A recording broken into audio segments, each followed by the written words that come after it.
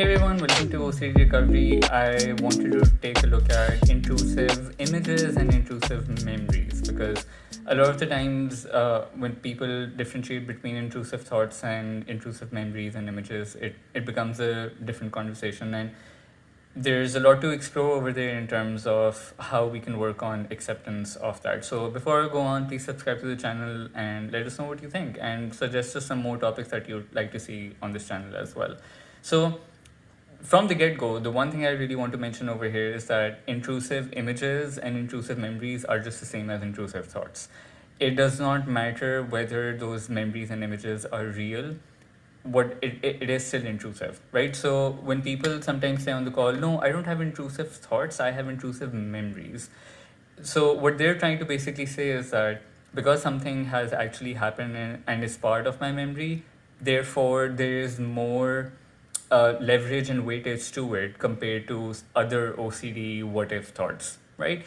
But that's not entirely true because it's the principle behind it is essentially still the same, right?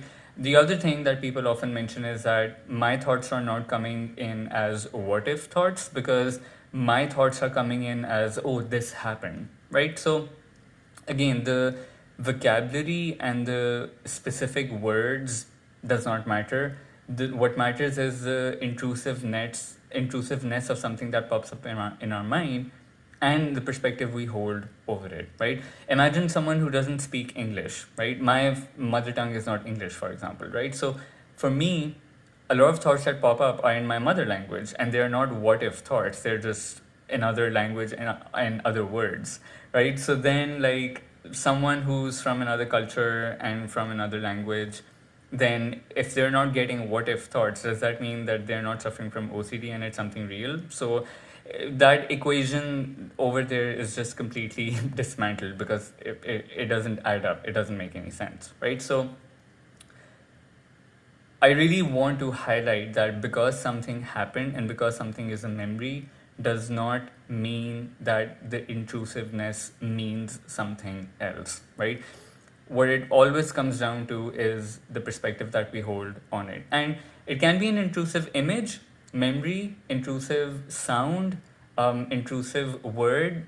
It can intrusive color, although that's also an intrusive image. Like it can literally be any kind of thing that pops up in our mind that feels intrusive, right? So I'll give you my example as well. So I had a lot of I have a lot of intrusive memories, right? So, and for example, there would be a person I would associate a bad memory with, and then the way they said certain words or the colors that they wore or how their glasses were or something like that, they would just like stick out in my mind like a thorn, right?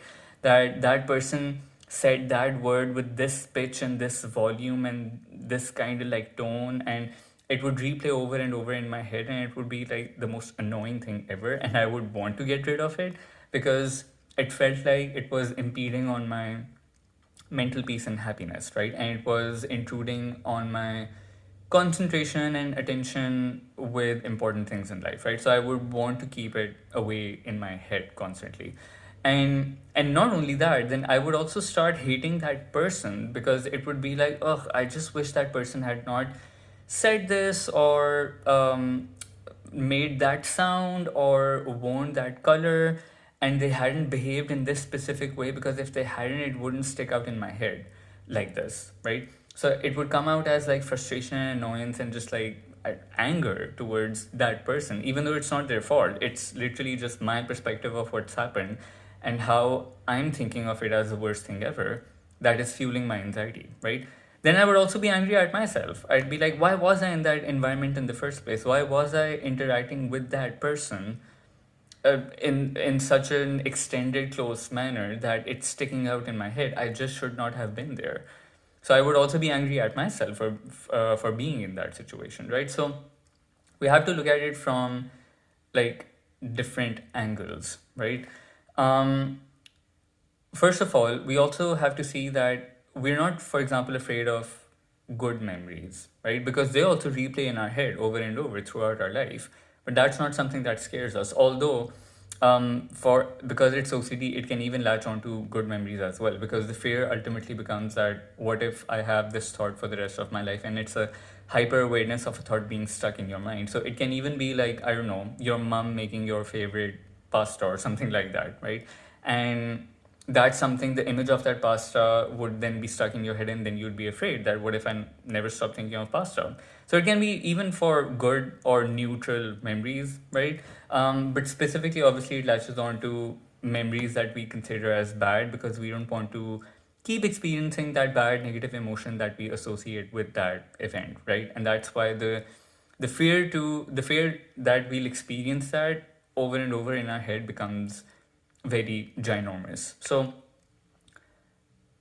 again, I'll quote another personal example before I move on to the acceptance part of things, because I think if I quote an example, it'll help with understanding the acceptance journey that one can also take. So, I've spoken in like a couple of videos on this as well, of experiencing sexual abuse as a child, right? So when that incident happened, that was I would say my first proper real event theme that latched on for me, where I thought that the images and the memories from that situation would play in my head over and over again, right?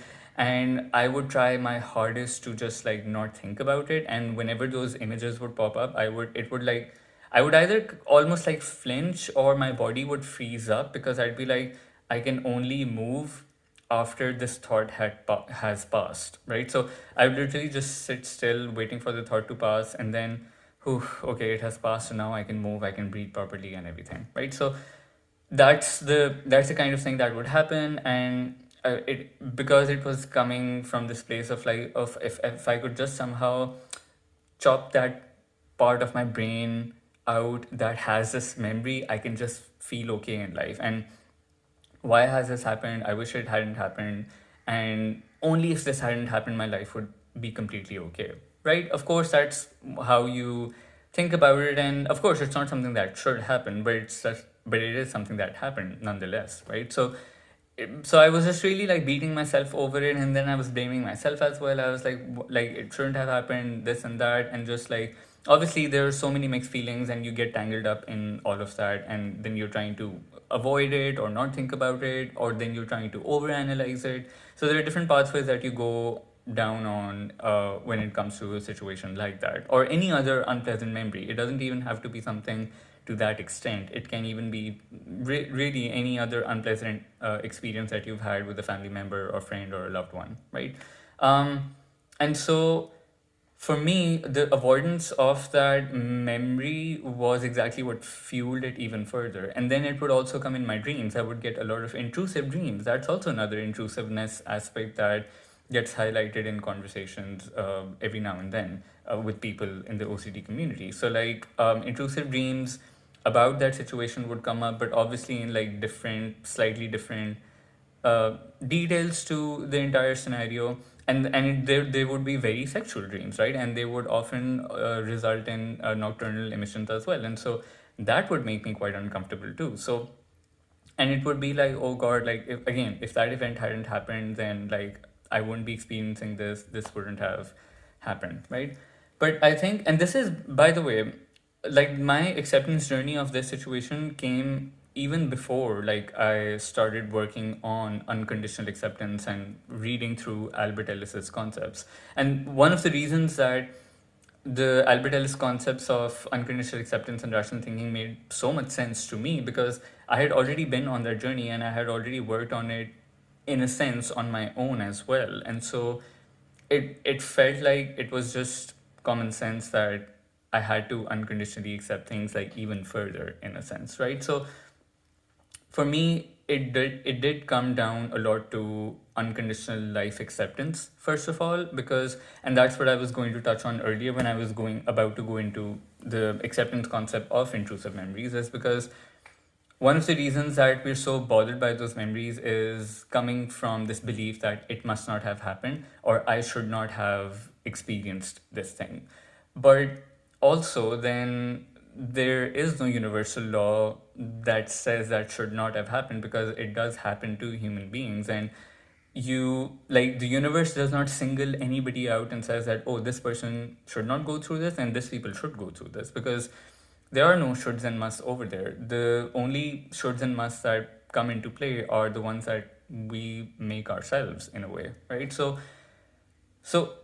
I really had to work on accepting this as a part of my life, right?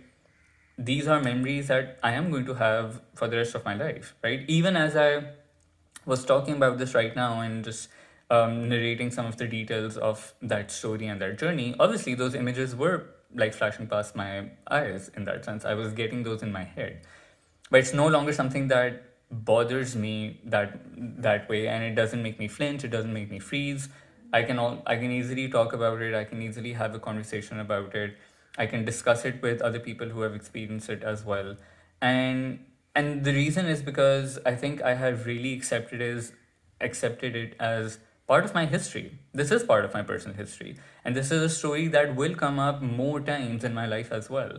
I'm pretty sure, like, I'm going to tell this story to more people in the future when I meet them. People who don't know about it, people who might benefit from this, from hearing someone else's story about this, right? So, this is going to be there, and I think one of the things that really bothered me and annoyed me and made me anxious was this thing of like I was viewing it as this like blotch on my personal history, right? And of course, it's definitely not a pleasant like part of my story at all. It was a very difficult period that I went through.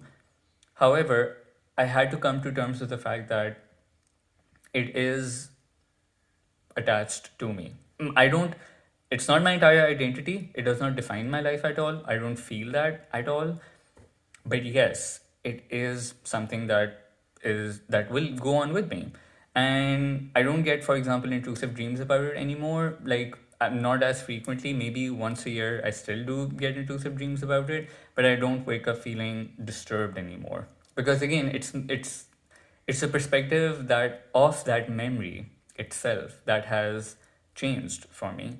Um, I've accepted it as a part of my life. It's not something that I mean, in that sense, it's not something I like thinking about. It's not something I like regurgitating in that sense, but also it does not deeply disturb me to the level that it used to because um, just as this is my story, someone else's story is that I don't know, their dad were murdered in a hit and run, right? Or someone's mother left them when they were like 2 years old. Um, or someone's like sibling took their own life, something like that, right? And those are things that every single person has a different personal history. Every single person has something or the other that sticks out as a really bad experience in their personal narrative, right? And most human beings experience something of the sort, right?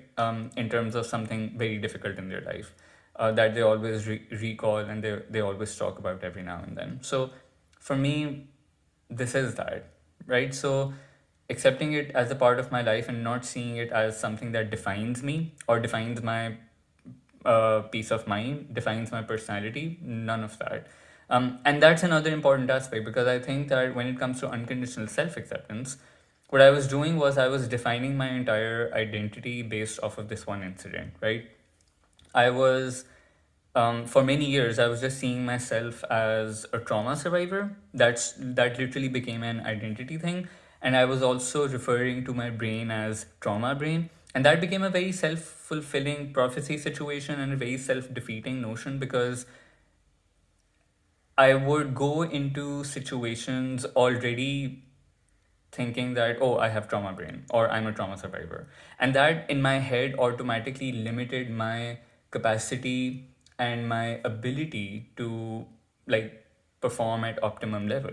I was already like accepting defeat before the battle had even begun, right? In a sense, so before even going into the battleground in that sense. So I think it just, so that was another part that I really had to work on in terms of yes, accepting it a part of my life, but also not seeing it as like the central narrative of my life. And the same with OCD, by the way. I mean, even though like obviously I'm talking about OCD on a daily basis at this point, but I also don't see it as a defining like factor of my life at all.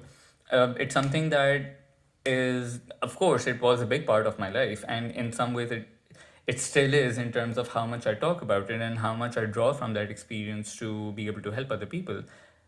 But it's also certainly when I, like, for example, when I get off a one-to-one call or something like that, I'm not thinking, oh, I'm an OCD sufferer.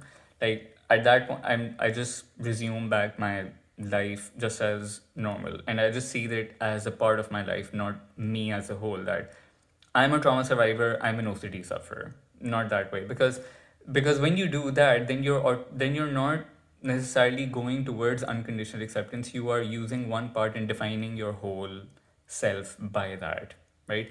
And that's what we really work on. That's what the unconditional self acceptance part is, that no one single part of you defines the whole, right? If I am defining myself as a trauma survivor, for example, by that one incident, then why am I not defining myself as, uh, I don't know, a charitable person because I donated like clothes and money to like flood victims last year?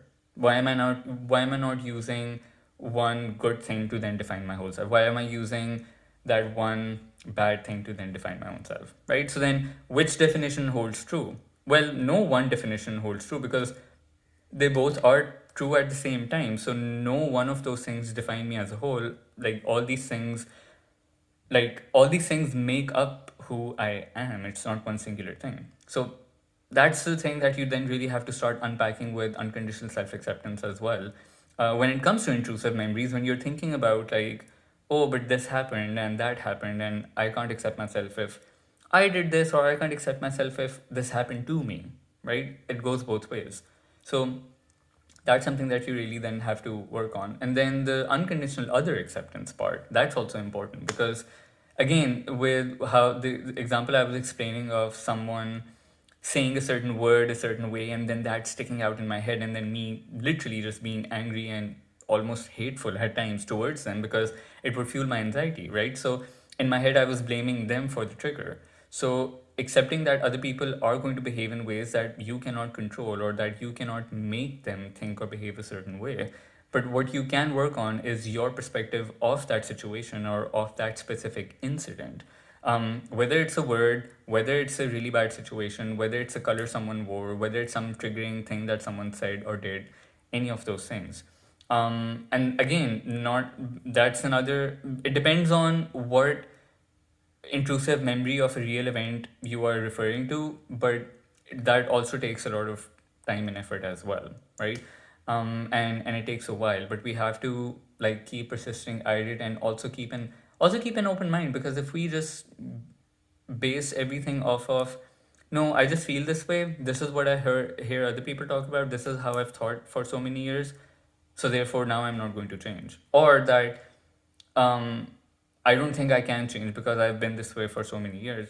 That's again, you're already being self defeatist even before something has even happened, right? So when like going back to the original point was whether it's intrusive thoughts or whether it's intrusive images, memories, sounds, whatever it might be, whatever intrusive element it might be, it doesn't matter, because or whether it's real or false, whether it's a what if statement or whether it's a statement of no, this has happened.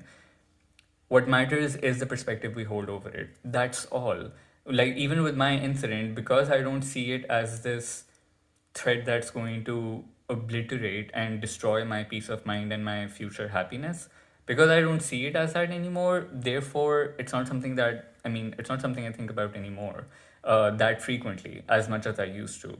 And it's not something that also bothers me to that extent anymore because um, because for me it's that's just another intrusive thing, whether it's a memory or a thought.